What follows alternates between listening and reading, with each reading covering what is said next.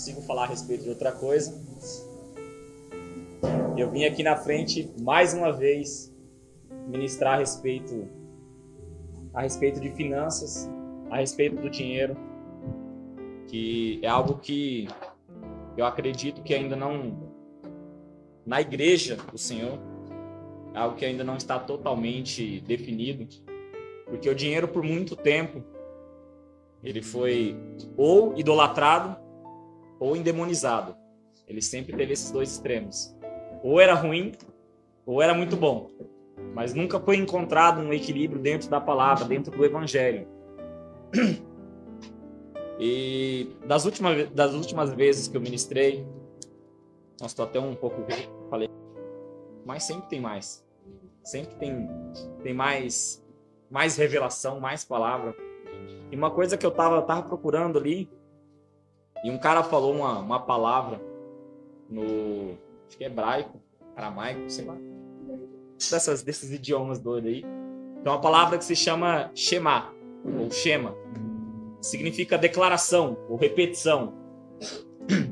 E a gente vai encontrar o Senhor falando a respeito dessa palavra em Deuteronômio. Vou abrir até errado aqui. Deuteronômio 6. Vou voltar um pouco aqui. Deuteronômio 6, verso 4. Deixa eu voltar um pouquinho aqui.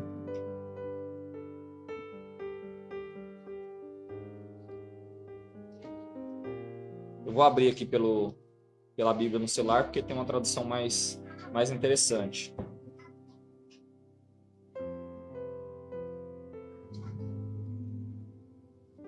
Deuteronômio 6, verso 4 ao 9, diz assim: Shema, ouve, ó Israel, Yahvé, o nosso Senhor, é o único Deus. Você vai ver lá no Muro das Lamentações, né, a galera lá, os judeus lá no muro, né, sempre com um negócio lá, um cordão enrolado no braço, sempre lá repetindo oração, e eles sempre estão repetindo isso. O Senhor é o único Deus. O Senhor é o único Deus. O Senhor é o único Deus. E quando o cara estava falando, né, na verdade, uma das referências que eu encontrei, o cara estava dando uma palestra mesmo a respeito disso. E ele falou que um dos segredos de Israel, um dos segredos do povo judeu é justamente isso. E quando a gente vai procurar, por exemplo, no mundo business, que é o que mais entendeu a respeito de finanças, lógico, com a intenção totalmente voltada 100% para o dinheiro.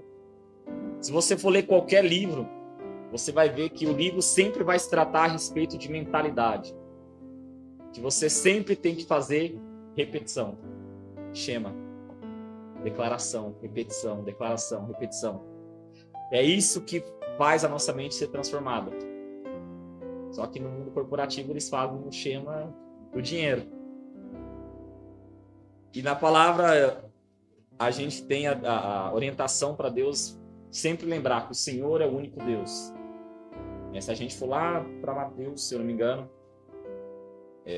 Mateus 6 vai falar a respeito, né? O Senhor vai falar assim: ou você serve a Deus ou você serve a Mamon. Se não for Mateus 6, tá lá, em algum lugar do Evangelho.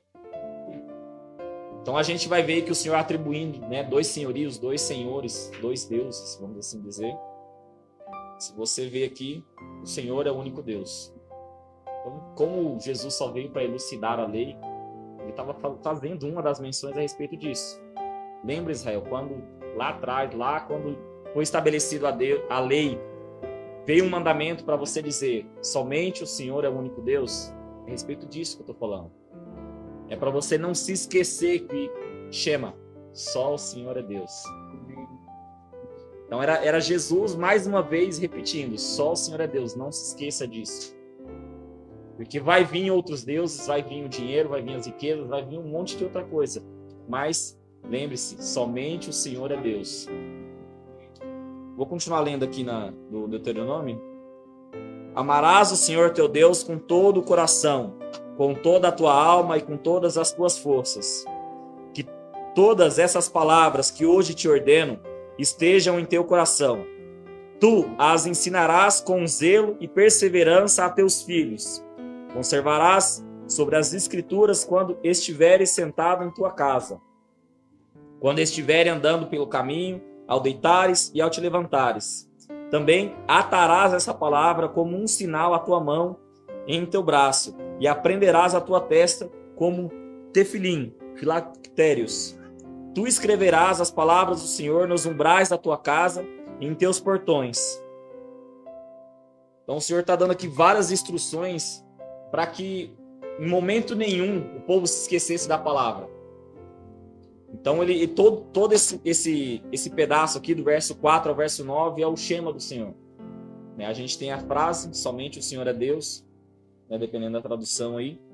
E a gente tem toda a declaração. Lembre-se do Senhor quando você sentar, ensina a palavra quando você estiver na sua casa, ensina a palavra quando você estiver na rua. Quando você for deitar, lembre-se dela. Quando você levantar, lembre-se dela. É o Senhor o tempo todo falando assim, lembre-se da palavra o tempo todo, porque o tempo todo as trevas vão tentar caçar qualquer brecha que seja para poder fazer com que você esqueça de que Deus é o único Senhor, de que Yahvé é o único Senhor.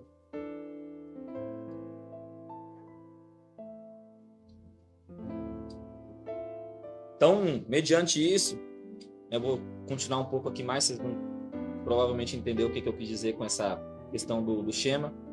Em Deuteronômio mesmo, ainda, só que lá no 28 agora, um pouco para frente, lá no verso 12, eu comecei a ver algumas coisas, né? Na primeira vez que eu ministrei, eu disse que a Bíblia tem mais de 2.000 referências aí a respeito de dinheiro. Para 2.400, 2.800, não lembro ao certo, mas é bastante. E quando eu estava pesquisando, me veio essa palavra, eu falei, poxa vida, interessante, né? Que diz assim, o Senhor te abrirá o seu bom tesouro, os céus, para dar chuva à sua terra no seu tempo, para abençoar toda a obra das tuas mãos. E emprestará a muitas nações, e tu não pedirás nada emprestado. É aquela velha frase, né? Tu terás para dar, não para pedir emprestado. Muitos, né? Pelo menos lá no começo, usava isso como jargão. Porque se você continuar lendo aqui, ó, o Senhor te fará por cabeça e não por cauda, né? Um negócio bem crentez, assim. Porque o Senhor, essa noite, te coloca por cabeça e não por cauda. Negócio que a gente já viu diversas vezes. Cara, é palavra, é Bíblia. Por que isso não funciona na gente? Por que apesar de ser uma declaração, porque apesar de estar na palavra de Deus, a gente ainda falha em estar debaixo disso daqui? Por que apesar daqueles pregadores malucos que na verdade só queriam o dinheiro da gente, que na verdade só queriam pregar a teologia da prosperidade, por que a gente nunca recebeu o entendimento dessa palavra? Hoje, a gente começa a entender um pouco mais que não se trata de Deus estar quebrando a sua promessa. Não se trata de Deus não conseguir cumprir. Eu, pelo menos, acredito que é uma realidade da maioria aqui, pelo menos desse ministério, a gente não tem o suficiente para dar e não pedir emprestado. E pelo contrário, a maioria das vezes a gente tem que pedir emprestado. Seja qualquer coisa, desde dinheiro, a uma ferramenta, a uma carona, a qualquer coisa. Que realidade crente é essa que nós estamos vivendo?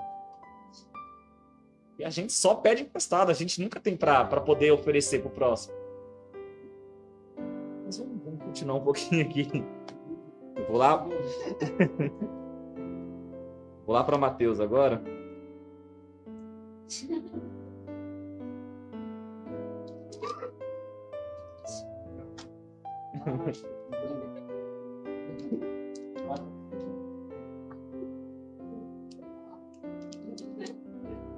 Você que está aí assistindo, eu não estou pregando teologia da prosperidade não, tá? Relaxa que eu vou explicar. Mateus 22.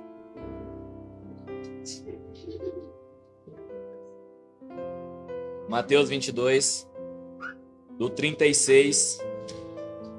Deixa eu ler do 36 ao 40 aqui. Estou lendo bastante passagem para poder dar um pouco mais de ênfase, um pouco mais de contexto. Cadê o 26 aqui, meu Deus? Sumiu. Ah, 36, eu falei 26, não, é 36.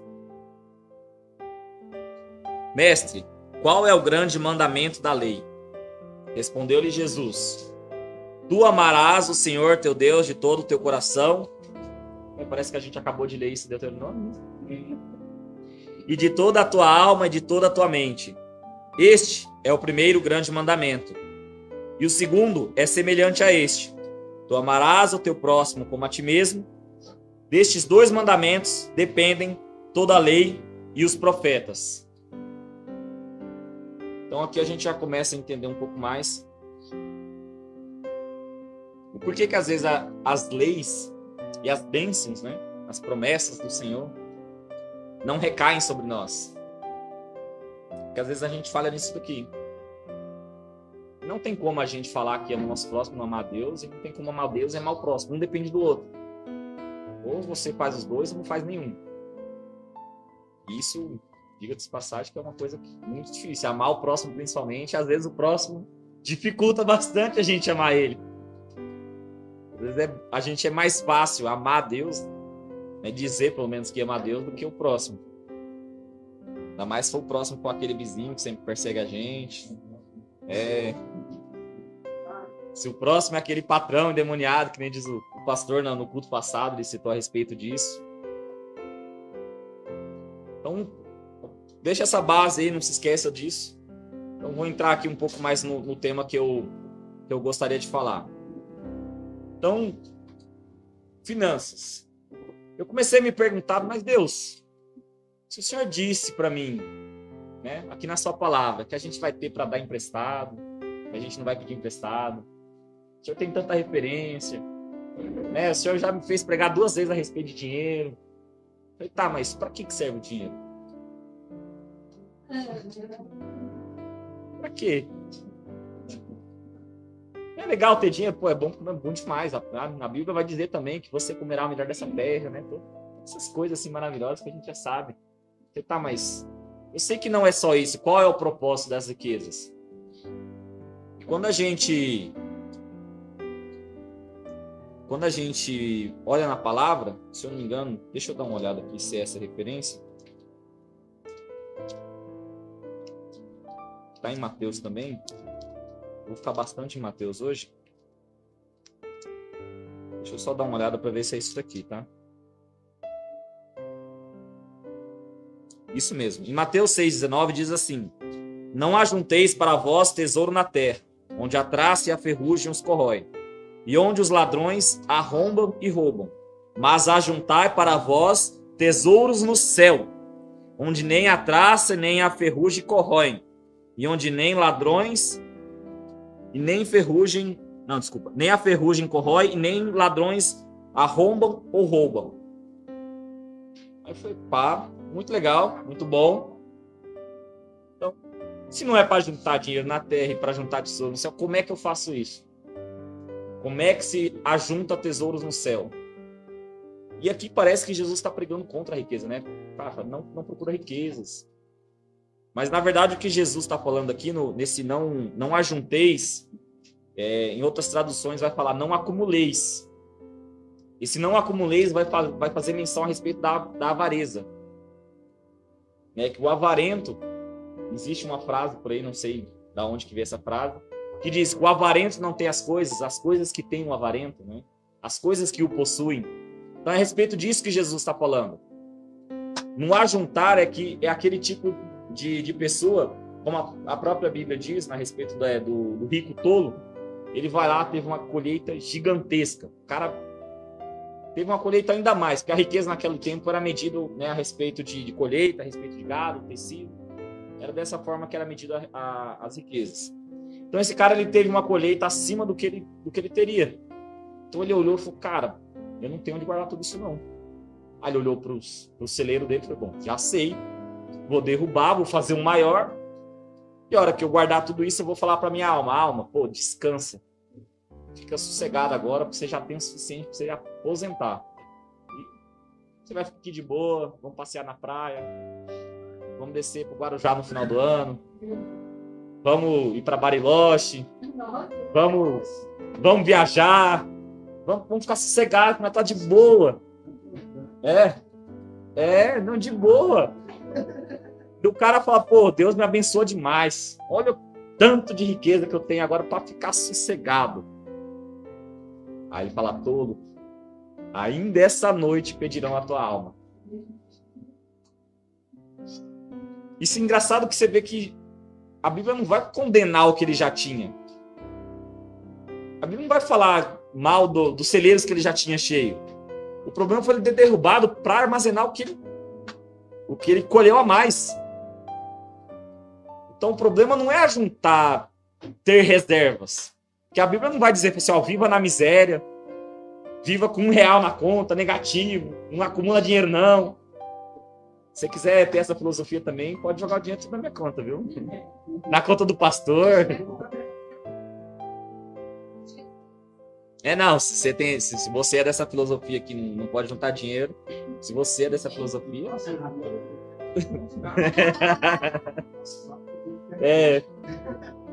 QR Code, o que quiser, vou buscar se precisar. Mas enfim. Então o problema é justamente esse acúmulo excessivo na busca de satisfazer o próprio ego. Na busca de encontrar esse lugar de sossego aparente que o homem rico encontrou. De falar assim, agora não precisa nem de Deus mais. Porque o dinheiro, pelo dinheiro, quando o homem ele acaba servindo a Mamon, ele chega num ponto que o Espírito Santo é meramente opcional. Quem precisa do Espírito Santo? Se o cara tem muito dinheiro, se precisa de uma obra missionária, eu vou lá e faço. Não preciso do Espírito Santo. Se eu preciso de um culto super mega blast, eu contrato o cara mais zica que tem no mundo gospel. Para que Espírito Santo? Então, é disso que Jesus vai falar. Esse ajunteis. Vamos continuar aqui. Aí me veio a pergunta, né? Jesus manda ajuntar tesouros nos céus. Aí eu, tá, Jesus, como é que faz isso? Especificamente dentro do dinheiro, né? Fora as outras partes, fora as outras riquezas, né? A riqueza de espírito, a riqueza, né, de dons e tudo mais, falando especificamente de dinheiro. E como é que eu transformo dinheiro, terreno, em tesouro celestial? Né? Se eu fosse colocar um tema na mensagem, esse seria o tema, né? Como transformar dinheiro, terreno em dinheiro celestial. E se você parar para pensar, não tem como eu abrir meu aplicativo lá da corretora e comprar ações, Tesouro do Céu. A gente tem o Tesouro Direto, né, aqui.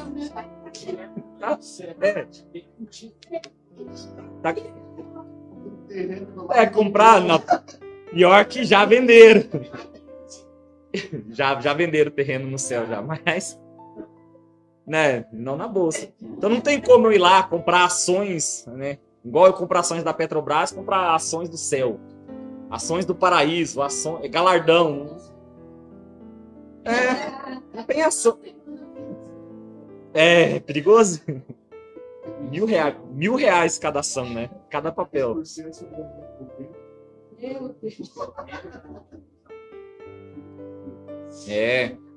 Faz aqueles banners bonitos, né? Com a família feliz. Sempre muito legal.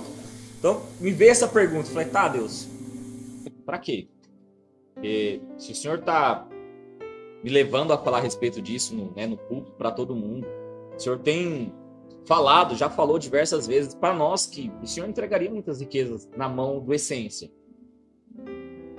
Eu tenho fé, não otimismo, mas eu tenho fé a respeito disso. Não é só um mero otimismo.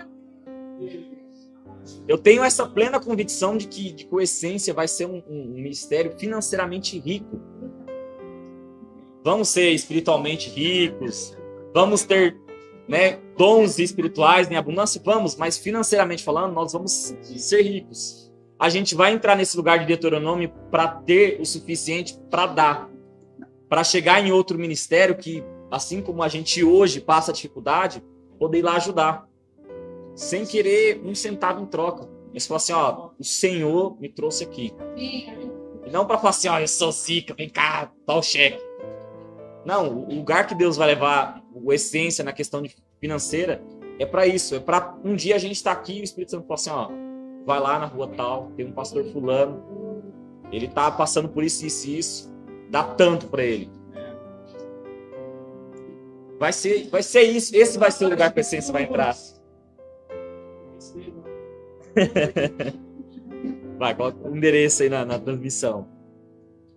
Então, me veio essa pergunta, me veio esses questionamentos, e me veio uma outra pergunta. Qual é a única coisa, eu fiz até essa pergunta lá em casa, né, para minha esposa, para as crianças, qual é a única coisa nessa terra que é eterna? Elas olharam para mim com a cara de ué, assim, tipo, não é nada, mas tem. Existe algo aqui na terra que é eterno. E a única coisa que é eterno aqui na terra somos nós. Não essa carne, mas o que Deus soprou aqui dentro, isso é eterno. Independente se vai passar a eternidade onde quer que seja, no céu, no inferno, é eterno. Não vai se extinguir a existência do homem. Vai ser para todos sempre, sempre, sempre.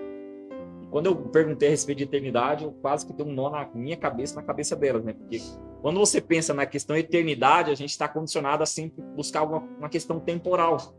Dentro do que a gente tem por condição de tempo.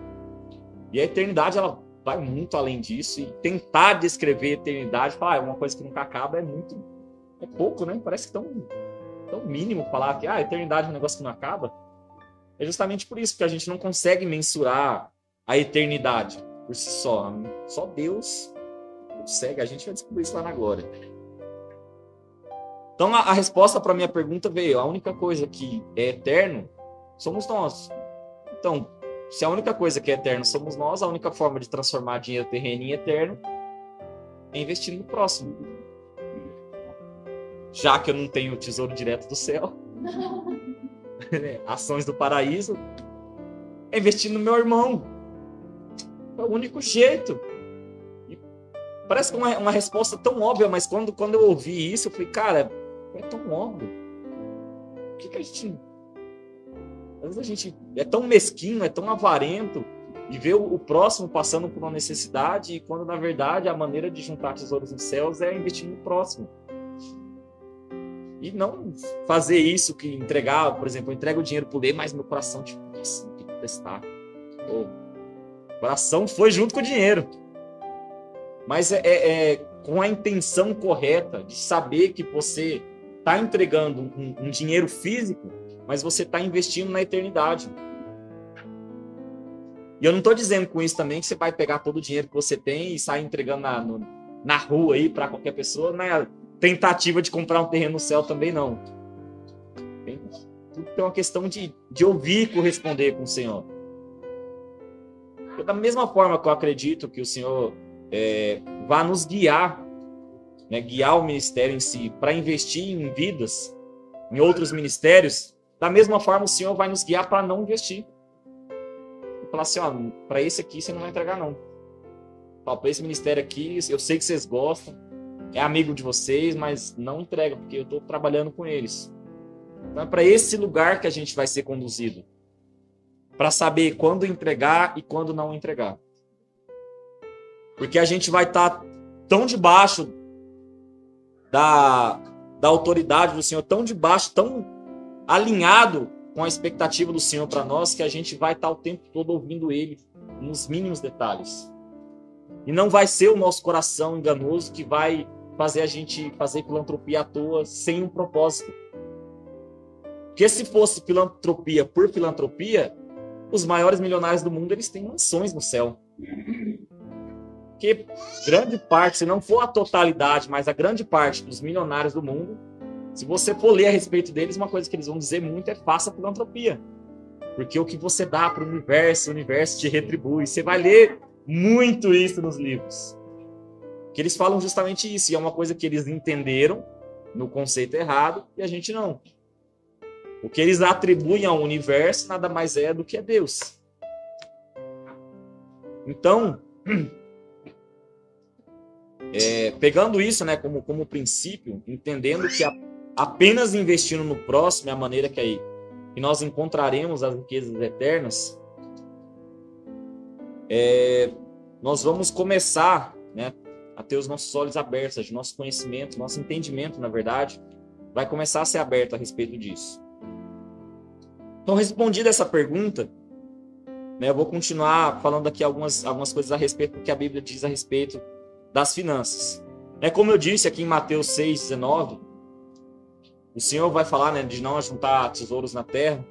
Eu tinha dito que parece que o Senhor está pregando contra isso, mas se a gente fazer uma pesquisa rápida, a gente vai ver que não é bem isso.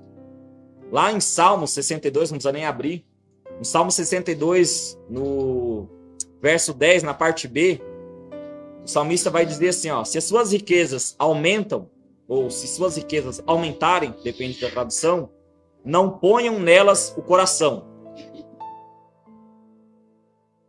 Então, a minha tentativa, para mim mesmo e para nós, é fazer o Shema, repetição. Então, sempre que eu ministrar a respeito de finanças, sempre vai parecer sempre a mesma coisa. Eu estou sempre rodando a mesma coisa. Mas se você parar para prestar atenção nas ministrações do pastor, parece que vai sempre estar rodando no mesmo lugar. Shema, declaração. Então, o Senhor vai fazer a gente declarar e a gente falar a respeito da mesma coisa até a gente entender. Nem que seja na marra, mas vai fazer a gente entender. Amém.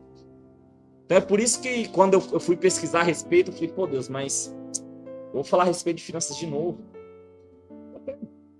Por um momento eu pensei, pô, por que eu vou falar de qualquer outra coisa? Não adianta, foi o que o Senhor me confiou, mas pô Deus, mas parece que se esgotaram as palavras, porque tudo que a Bíblia diz a respeito de riqueza sempre fala a respeito da mesma coisa.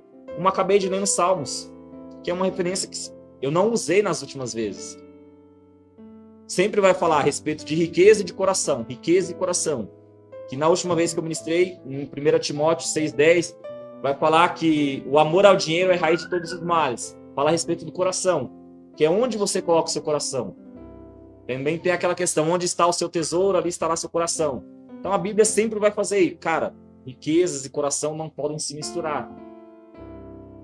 Então eu comecei a cair a ficha. Pô, se a Bíblia falou tantas vezes a respeito do mesmo assunto, e sempre falando da mesma coisa, não misture riqueza com seu coração, é o Shema. É o Shema, a declaração, a repetição. Então eu vou continuar vindo aqui e fazendo Shema. Declaração, repetição. E muito provavelmente, enquanto a gente não corresponder com as outras coisas também, as palavras que forem ministradas aqui, seja pelo pastor Alex, pelo Martim, pelo Lê, pelo Jean, seja quem for, sempre vão se assimilar muito. Porque é isso que o Senhor está fazendo com a gente, fazendo a gente declarar e repetir, até que o nosso coração entre num lugar de corresponder e de total, como é a palavra? Submissão. Essa é a palavra. Quando a gente se submeter à palavra em todos os sentidos, provavelmente, acredito eu, que o Senhor vai nos levar para lugares mais profundos. Revelações mais profundas, até mesmo das palavras que nós já falamos, que nós já pregamos inúmeras vezes. Então, enquanto a gente não resolver nosso problema com Deus, a gente vai continuar repetindo. Porque enquanto a gente não corresponder, a gente vai continuar tendo um problema com Deus, cara. Enquanto a gente continuar tendo um problema com Deus, vai estar enrolado. Então, a única opção que a gente tem é corresponder e a outra é corresponder também. É as duas únicas opções que a gente está tendo. Se a gente quer continuar seguindo o Evangelho, é só essas duas opções. Ou você corresponde ou você corresponde. Simples assim. Então, continuando aqui para dar um pouco mais de entendimento, em Colossenses 3:2, né, vai dizer assim, né, quem quiser abrir, pensai nos objetivos do alto e não nas coisas terrenas. Né? Pensai nas coisas do alto, não nas coisas terrenas. É uma passagem aí que a gente já sabe. E mais uma vez eu vou citar o mundo business. Eles sempre vão falar a respeito de mentalidade. Porque enquanto você tiver uma mentalidade pobre, você não vai sair desse lugar. Pense como rico. Eu comecei a ler um livro recentemente, se chama Quem Pensa Enriquece. Um cara, né, o Napoleão Hill, o autor desse livro, ele entrevistou mais de 500 milionários nos Estados Unidos. Né, e tem lá a lista, gente para rachar o bambu. E um dos primeiros ali que está na lista é o o Thomas Edison, o inventor da lâmpada. E ele vai contar a história do sócio do Thomas Edison. O sócio do Thomas Edison era um cara pobre, que não tinha dinheiro nem para pegar o trem para ir para a cidade onde o Thomas Edison morava, onde tinha ali a sede da empresa dele. Só que esse cara colocou na cabeça, eu vou ser sócio desse cara. Então ele deu um jeito lá, juntou um trocado, catou o trem e foi lá conversar com o Thomas Edison. E ele chegou com o cara e falou assim, é o seguinte, eu vim ser seu sócio. Ele olhou para ele assim, quem que é você? Só estou traduzindo em palavras mais fáceis. Então o Thomas Edison vai olhar pro cara e falar assim, pô, nem te conheço, cara. O que você tem para me oferecer? O cara era pobre, lascado, não tinha onde morar, não tinha o que comer. Só foi praticamente com a roupa do corpo e com o dinheiro da passagem. É como se a gente saísse daqui agora, fosse lá no Elon Musk, o dono da Tesla, e falasse, vim ser seu sócio. Vou olhar e falar, quem é tu? Só que o cara foi com uma convicção tão forte, e ele colocou isso na mente dele, que ele conseguiu um estágio, começou a trabalhar, começou a desenvolver, e no final da história ele virou sócio do Thomas Edison. Porque ele colocou na mente dele isso, essa convicção. E toda vez eu fico mordido que cara, como que esses caras entenderam e a gente não, velho? Por que esses caras entenderam um conceito e a gente não entendeu? E às vezes coisas simples da palavra, e não só falando menção a respeito de riqueza, não só a respeito de prosperidade. Cara, conceitos básicos do evangelho a gente não entende, a gente não tem essa mesma convicção. A gente não chega para Deus e fala assim, Deus, é o seguinte, eu vim ser seu sócio, eu vim ser seu filho, eu vim ser seu amigo. A gente não chega para Deus e coloca ele na parede e fala assim, cara, é o seguinte, ou você me faz seu amigo ou não sai daqui. A gente não chega com essa mesma convicção para o Senhor. A gente fala, Deus, me aceita aí, tô aqui. Se precisar, tô aqui. Sempre que essa convicção meia boca, sabe, rasa, que não tem profundidade nenhuma. Nossa. Dá muito pecador. Corta essa parte da transição que não dá. Porque assim, se você for ver na Bíblia, a Bíblia vai falar, né, a respeito do Senhor revelar primeiro aos filhos, né, alguma coisa assim. Isso, revela primeiro aos seus profetas, que ele não vai fazer nada sem revelar primeiro aos seus profetas. Pô, sinceramente, um monte de coisa que Deus já fez, vocês já foram comunicados? Eu, pelo menos, não fui ainda.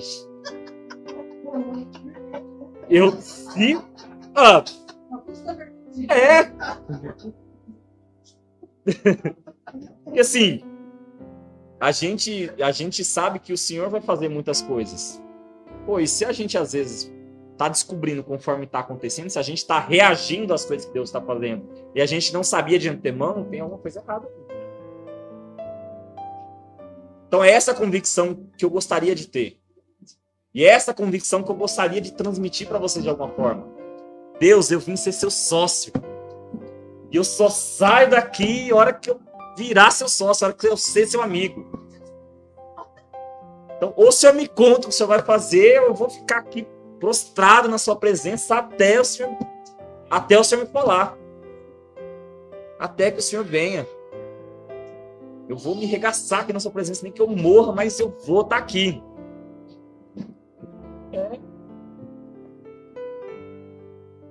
Então é isso que às vezes meu coração fica tão intrigado, porque eu encontro isso com tanta facilidade em um livro que fala a respeito de dinheiro, mas eu não encontro isso no nosso meio.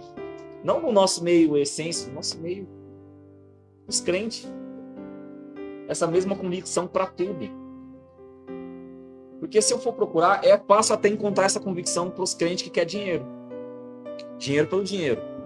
Eu até encontro essa convicção de colocar Deus na parede, de determinar, de fazer isso, fazer aquilo, para aquilo que interessa o próprio umbigo.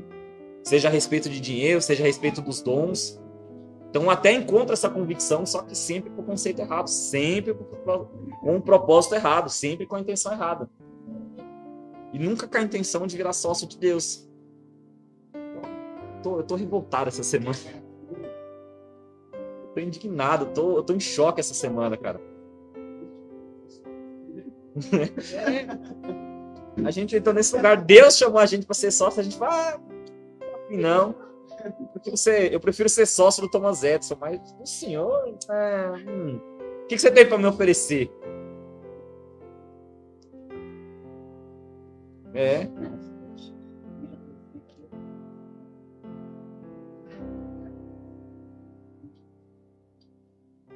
Tão perdido a gente tem que estar, né? Prefere ser filho do Silvio Santos do que filho de Deus, cara. Cara, nosso coração tá perdido demais.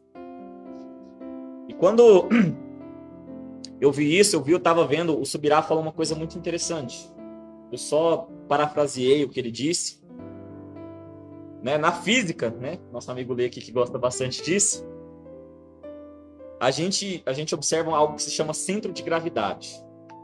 Quanto mais um objeto está perto do centro de gravidade, mais ele vai ser atraído para aquele outro objeto. Então a gente tem aqui a Terra. Então, quanto mais próximo do centro está um objeto, mais vai ser atraído. Quanto mais a nossa mentalidade tiver nas coisas terrenas, mais nós vamos ser atraídos para a Terra. Então, por isso que a Bíblia vai falar, pensais nas coisas do alto, porque o centro de gravidade do céu é Deus. Quanto mais você pensar no Senhor, mais você vai ser atraído para o centro de gravidade de Deus. E funciona. Deus colocou isso na física, para ver se a gente via. Tá aí, eu vou fazer na física para ver se você entende. E nós não entendeu. Então, por isso que a Bíblia sempre vai relacionar, sempre quando ela falar de dinheiro, sempre ela vai relacionar dinheiro com coração, dinheiro com mentalidade, porque se trata, na verdade, do centro de gravidade da sua mentalidade. Porque se for dinheiro pelo dinheiro, você vai ser atraído para o centro de gravidade de Mamon. Você vai ser arrastado direto para o meio do inferno. Não tem jeito. Não tem escapatória. E continuando citando a física, é interessante que quando você vai ver a física, tem um negócio que se chama buraco negro. Que nem a luz escapa. Nada escapa do centro de gravidade de um buraco negro. Se uma estrela gigante que igual o nosso Sol chegar perto, ela vai ser sugada. Se a nossa mente chegar perto o suficiente de Mamon, a gente vai ser sugado para dentro dele. Só Deus para tirar a gente de lá. Só resgate divino para tirar a gente de lá. E tô para dizer que, ainda assim, se o cara não quiser, ele fica lá. Vai vir sequelado.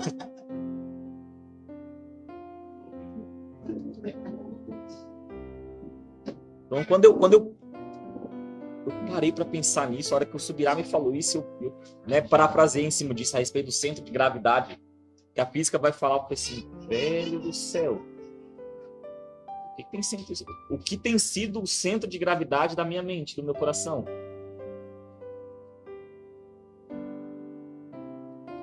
Se a gente andou tão perdido por tanto tempo, o que tem sido, quão perto a gente está das trevas para a gente estar tão longe de Deus? Para a gente ser atraído para as coisas da terra com tanta força, com tanta veemência.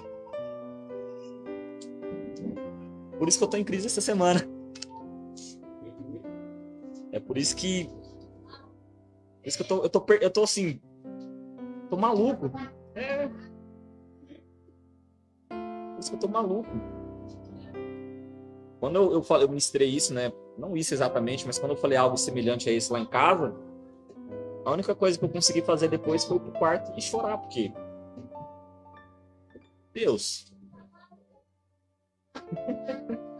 E na verdade o que eu tinha falado também é a respeito de conhecimento e saber. Eu até postei isso no meu status, porque aquele dia eu tava doido. Quando alguém te pergunta, né? Vou falar isso também, não vou deixar de compartilhar. Sabe quando alguém chega pra você e fala assim, conhece fulano? Conhece o Du? Aí a pessoa fala assim, não conheço, mas sei quem é. É um que mexe com cavalo, faz rolê, é o Du. A pessoa sabe quem é o Du. Mas conhecer? Não conhece. Não anda perto. Não tá ali fazendo os rolos, não tá ali no meio dos cavalos, não tá ali mexendo com os carros, não conhece.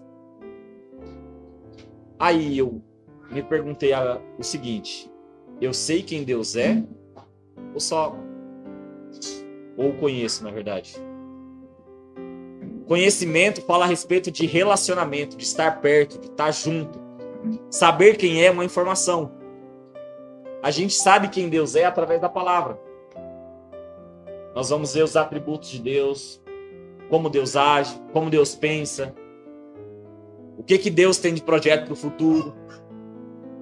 É a palavra revelada, a profecia.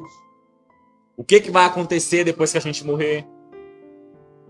Essa terra, quando Jesus voltar, nós temos todas essas informações da palavra dele. Então, o saber, a gente tem aqui um oceano de saber. Mas e o conhecimento de Deus? Será que eu tenho? Será que nós temos? Será que nós conhecemos Deus?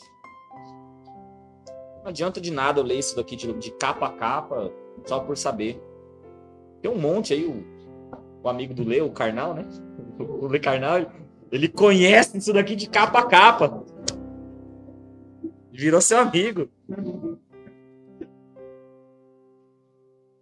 O cara conhece isso aqui de capa a capa. E um monte de outros vai conhecer a Bíblia de capa a capa. Mas conhecer a Deus, não conhece.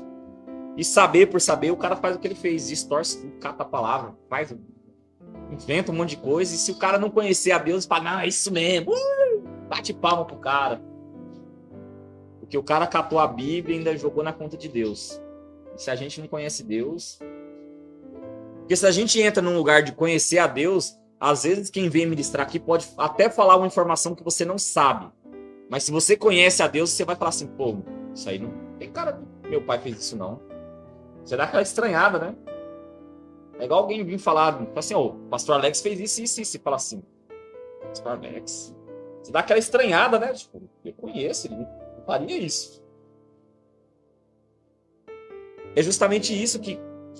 Hã? Tá de nada.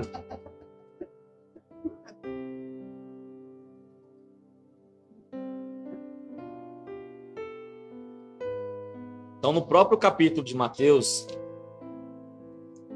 a gente vai ter um entendimento a respeito, né? Voltando. Isso aqui foi só não estava na programação. Foi um desabafo pessoal. Então, né, como eu falei, somente investindo no próximo é a maneira de transformar o dinheiro em tesouro celestial. Né, no próprio versículo de Mateus 6, Jesus vai estar falando como fazer isso da maneira mais apropriada. E ele vai dizer assim, ó, tendo o cuidado de não praticar vossas esmolas diante dos homens, para serdes vistos por eles. Caso contrário, não tereis recompensa de vosso Pai que estás no céu. Ou, dependendo da tradução, né, não tereis vosso tesouro, né, vosso galardão, não sei. Quando, portanto, deres esmolas, não toques a trombeta diante de ti. Não posta selfie no Facebook, no Instagram. Como fazem os hipócritas nas sinagogas e nas ruas, para serem glorificados pelos homens. Em verdade, eu vos digo, que eles já receberam a sua recompensa. Mas, quando tu deres das esmolas, não deixe que a tua mão esquerda saber o que faz a tua mão direita, para que a tua esmola seja feita em secreto, e teu Pai, que te vê em secreto, ele mesmo recompense publicamente. E aqui, continuando, ele vai falar a respeito da oração, e ele fala a respeito do secreto também. Entra no teu quarto, no secreto. Essa história que a gente já conhece também. E com quem a gente estava falando essa semana, que eu não lembro, que... Enfim, não vou lembrar com quem eu estava falando, a respeito de pessoas que hoje em dia elas fazem totalmente contrário dessa orientação. Entra lá no Facebook, no Instagram, #devocionalfeio. Intimidade com Deus. É pago. E eu não estou falando com isso que você não possa compartilhar algo do seu devocional entre os irmãos. Por exemplo, a gente tem lá o grupo, você vai lá, pô, gente, hoje eu estava lá com o devocional, Deus falou isso, e eu senti de passar para vocês. Né? E isso, tudo bem, porque aí você está edificando o seu próximo. Agora, se você também vai lá e fala assim, hoje fiz meu devocional só para buscar a sua recompensa, aí também é a mesma coisa que postar no Facebook. Então, tudo vai de sensibilidade, tudo vai de ouvir a Deus.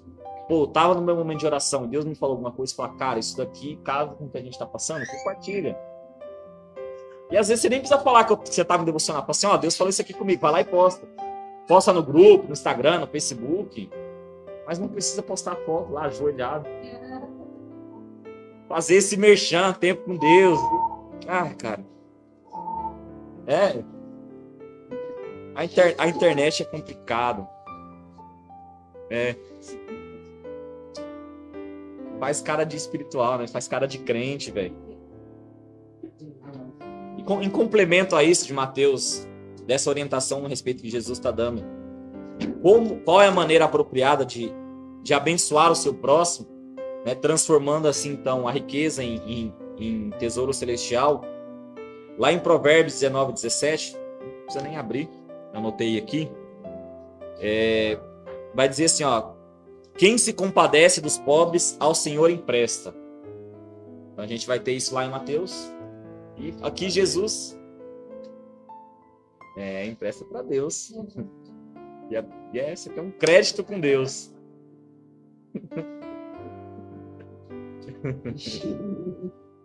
Não. Então a gente tem essa palavra lá em Provérbios, e lá em Mateus Jesus vai dar explicação a respeito disso, de como fazer. Foi o que eu acabei de ler. Assim, lá está escrito assim, quem se compadece dos pobres, empresta a Deus para mais calma, é bem assim. Tem um jeito certo de se fazer.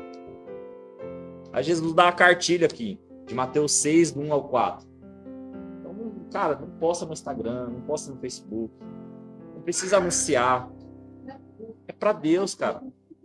Então é tudo uma questão do secreto. É o secreto que vai determinar isso. Então tudo que você fizer em secreto, é assim que você vai, aos poucos, entendendo de como pegar o dinheiro que você ganha e transformar ele num investimento eterno. Investindo na eternidade. Então não importa o quanto a gente ganha.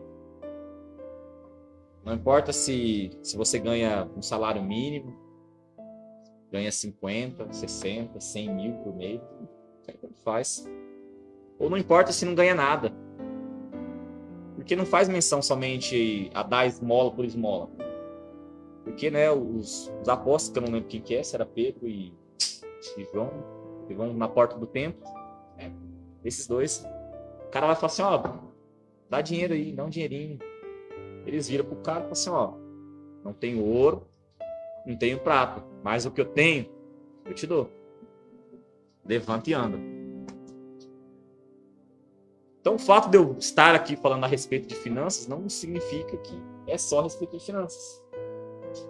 Tesouro é tesouro. É porque o dinheiro ainda é alguma coisa que pega bastante pra gente. Então, quando a gente para analisar, a gente pode até dar desculpa para Deus. Pô, Deus, como é que eu vou dar esmola ao pobre, sendo que eu sou o pobre que precisa de esmola?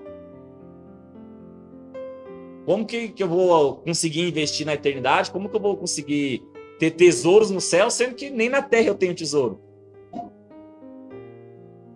Pô, Pedro e João já deu a deixa, já deu a carta. Já deu a dica de como fazer isso. Cara, a gente não tem prata nem ouro, mas o que eu tenho te dou. Então, se você tem o dinheiro, é só um a mais. É só um detalhe a mais que você tem que fazer. Porque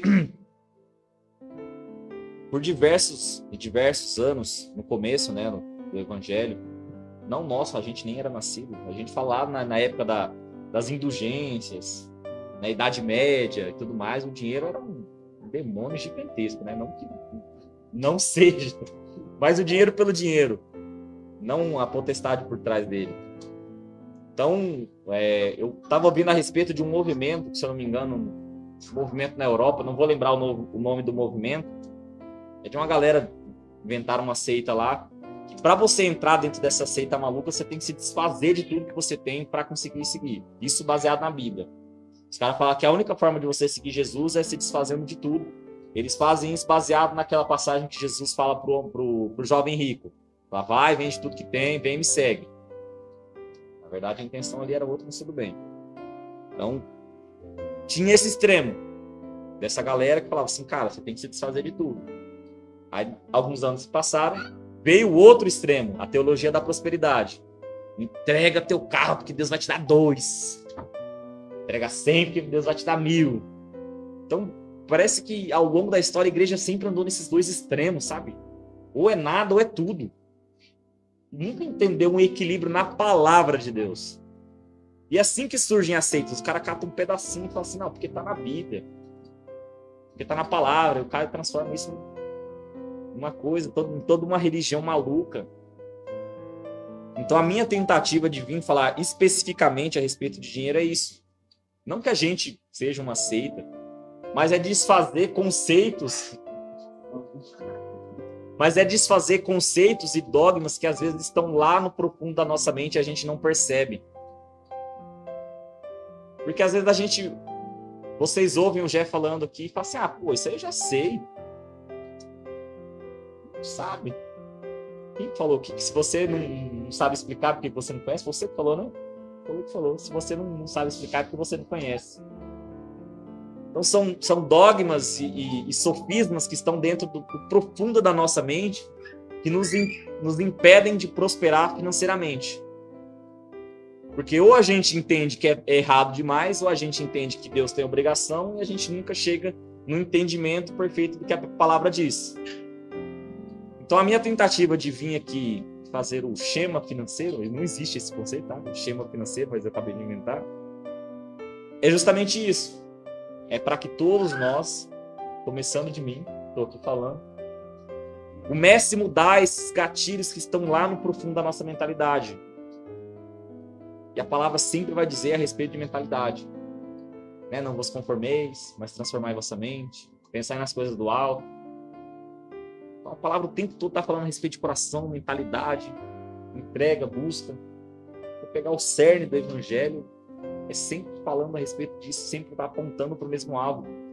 Que esses conceitos, eles nada mais são do que uma construção para, como eu posso dizer, para te auxiliar na filiação. É como seu filho. Ele é seu filho. O Benjamin hoje tem apenas 1 ano. Ele é meu filho. Eu não tenho dúvidas que eu sou pai e ele não tem dúvidas que é meu filho. O pastor citou esse exemplo, usou até o Henrique. E conforme o filho vai crescendo, você vai ensinando princípios para ele. Vai ensinando que isso pode, que aquilo não pode. Mas não significa que ele não é filho. Significa apenas que tem coisas que ele ainda não sabe. Então essas ferramentas de mentalidade, coração, são coisas que Deus entrega para ir nos auxiliando na caminhada como filhos. Porque desde o primeiro dia que a gente aceitou ser, né, aceitou Jesus, fez aquela oração, a gente se tornou filho. E ao longo dessa caminhada, Deus foi entregando ferramentas, foi entregando instruções para que a gente fosse cada vez um melhor filho. Um filho que fosse capaz de assumir os negócios do pai. Para que quando chegar, no final de tudo, né, a gente reine junto com ele. Que a gente se torne reis, para que ele seja o rei dos reis. Então, minha única tentativa é mudar esses conceitos, mudar esses entendimentos. Então, eu vou continuar. Schema, repetição, declaração. Amém?